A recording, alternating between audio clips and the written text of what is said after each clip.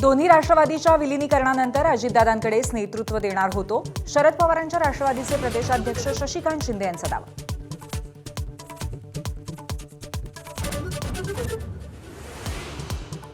दोन्ही राष्ट्रवादींच्या विलीनीकरणाबाबत शशिकांत शिंदेंनी लिहिलेलं चुकीचं. भाजप आणि राष्ट्रवादीचं सरकार स्थिर राहू शकतं अशी दादांची भूमिका होती. सुनील तटकरेंचं उत्तर. सकारात्मक पद्धतीनं काम करा. पुण्यात राष्ट्रवादीच्या कार्यकर्त्यांशी संवाद साधताना उपमुख्यमंत्री सुनेत्रा पवार यांचं आवाहन. तर जुन्नरमध्ये दोन्ही राष्ट्रवादी एकत्र येण्याच्या अतुल बेनकेंच्या भूमिकेला सकारात्मक प्रतिसाद.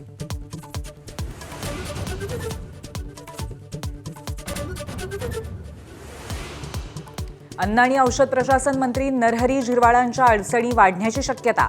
कार्यालयातील कारकुनाला लाच घेताना अटक. तर लाच प्रकरणाशी संबंध आल्यास राजीनामा देणार. नरहरी झिरवाळ यांची प्रतिक्रिया.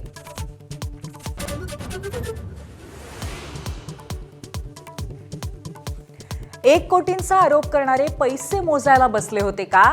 चंद्रपुरातील ठाकरेंच्या नगरसेवकांवर आरोप करणाऱ्या संदीप देशपांडेंना संजय राऊतांचं प्रत्युत्तर.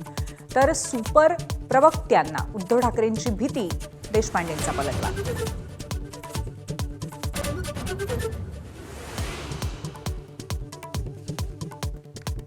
धाराशिव जिल्हा परिषदेत भाजपला सत्तेपासून लांब ठेवण्यासाठी दोन्ही शिवसेना एकत्र येण्याच्या तयारीत. शिवसेनेला सत्ता स्थापनेसाठी ठाकरेंची शिवसेना आणि काँग्रेस बाहेरून पाठिंबा देणार.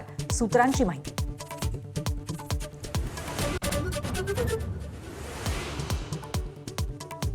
मुंबईतील मेलडी कोस्टल रोडवर मराठी गाणी लावण्यासाठी मनसे आक्रमक. कोस्टल रोडवरती मनसेचं आंदोलन.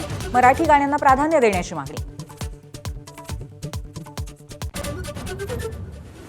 नागपुरामध्ये बचत गटाच्या महिलांचा मंत्री बावनकुळेंना घेराव.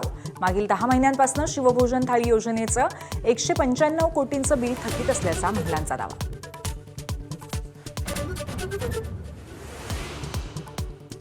एबीपी माझाच्या बातमीनंतर संभाजीनगरमधल्या टोईंग प्रकरणाची चौकशी होणार. 5,000 रुपये दंड लागू करण्याच्या टेंडर प्रकरणाची चौकशी करू. महापौर समीर राजूरकर यांची माहिती.